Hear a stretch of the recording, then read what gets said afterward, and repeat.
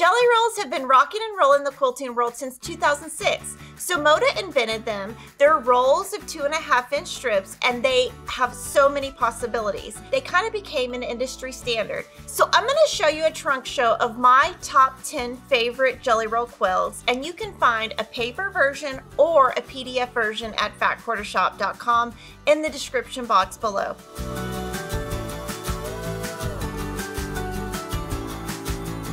Our first pattern is my absolute favorite. It's Trifles by It's So Emma, and it comes in 4 sizes. The size I made is the lap size, but there are also size options for crib, twin, and queen.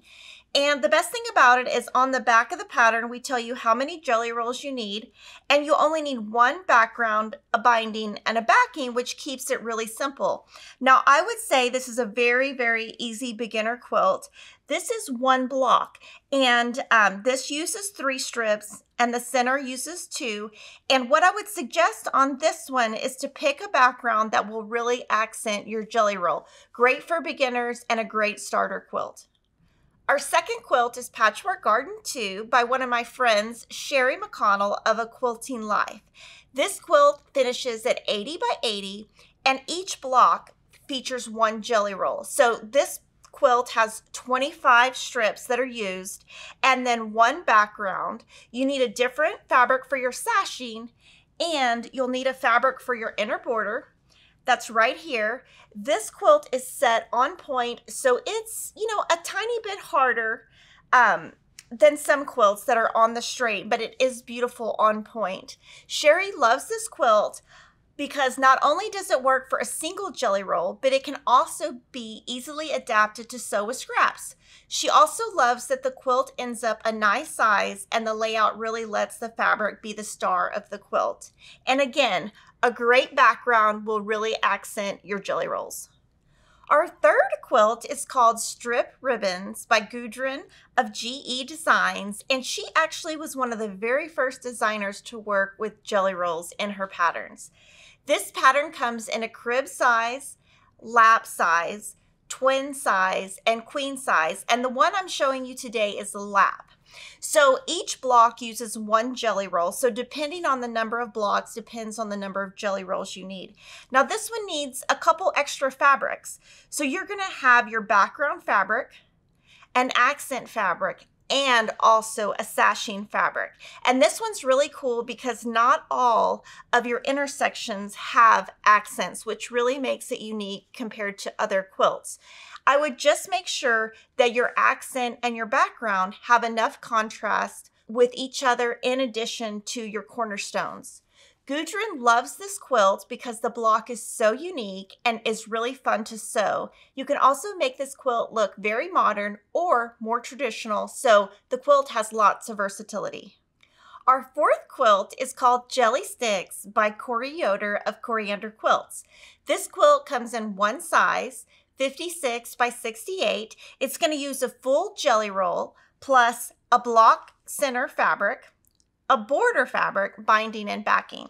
Now this quilt, here is the block right here, and you can see that really cute block center really accents. So you can put a darker fabric here or a lighter fabric. And Corey loves this quilt because it's so easy, great for beginners, and it uses the full jelly roll, so there will be very little waste.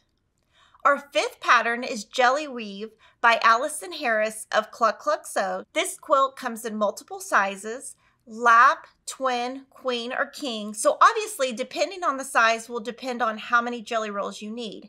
The size I'm showing today is 57 by 73, and it's her lap version. Each block uses 2 fabrics. So this is 1 block, and you can see there are 2 fabrics.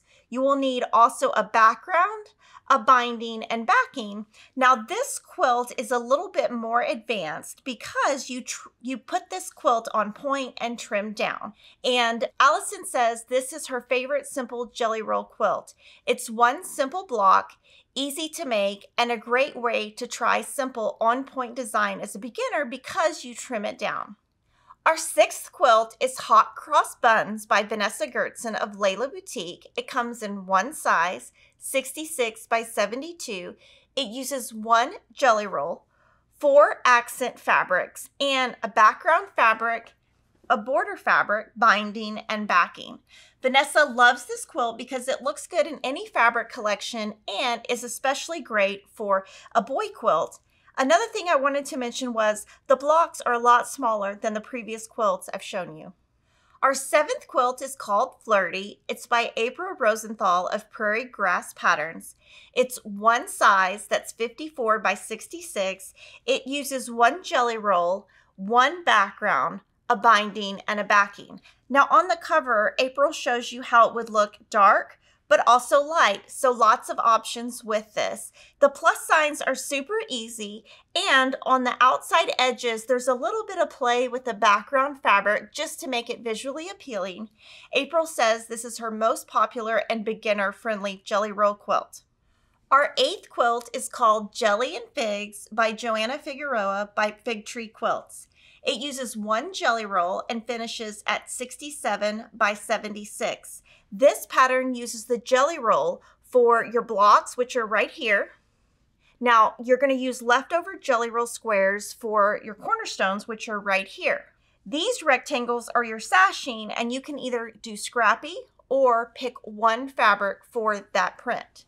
Joanna has this designed for both an inner border and an outer border. And this is the perfect beginner jelly roll pattern because it uses the sew and flip method, which is very easy. Our 9th quilt is called Nesting by Camille Ross Kelly of Thimble Blossoms. This quilt is really big at 80 inches square, and all of this is your jelly roll. And then you just add a darker fabric for your accent, a lighter fabric for your background. She did add a border to her quilt, and this is a very easy quilt. It just takes a lot of pressing, but I love that it's so much bigger than the others I've shown. Our last quilt is Watermarks by Doug Lico of Antler Quilt Designs. This uses 1 jelly roll, a lot of background fabric to finish at 77 by 103. Now, I wanted to show you this one because it's totally different than the others. Here is your quilt block. Now this quilt would be great for a light jelly roll so that your background will show up and it's set on point and tons of fun. So I know all of you have tons of jelly rolls in your stash, so now you know what to do with them. Make sure to join me every Friday for quilting inspiration, subscribe to our channel, and I'll see you next time.